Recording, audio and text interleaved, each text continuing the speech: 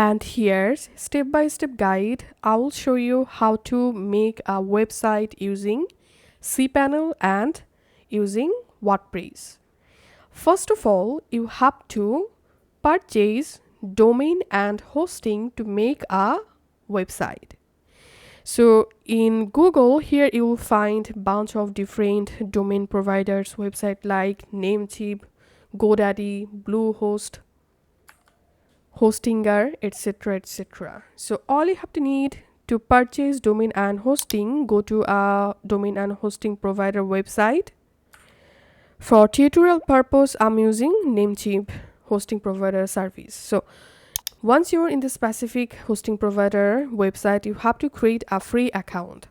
So all you have to need, create an account and log into the account, and then once you are in the account dashboard, go to hosting section, and now click on find your plan and go ahead and purchase a hosting according to your website requirements.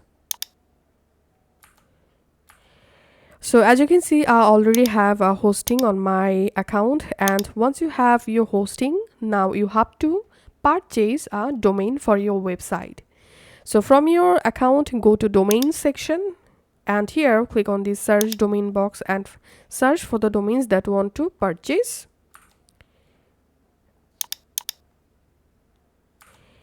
If you see the domain is available, then all you have to need, go ahead and purchase the domain, and then the domain will be added in your account domain list. So here's I've already have my domain. So once you have your domain and hosting ready, it's time to make a website using WordPress. So from your account dashboard, go to hosting section, and all you have to need, go to your hosting cPanel. So if you are using Namecheap, then come to this hosting list, and here next to your hosting, click on go to cPanel, and you will be redirected to your cPanel dashboard, and you can see this is my cPanel. Once you are in your cPanel, you have to find out this Softaculous apps installer, or you can use your cPanel search toolbox to find out Softaculous apps installer. Open it. Under Softaculous apps installer, you have to find out WordPress. So here is the WordPress. Click on that, and you directly jump into WordPress overview page. Here click on install now, and now here we can see the domain option. So all you have to need, click on this choose domain drop down and select the domain in which domain you want to publish your WordPress website.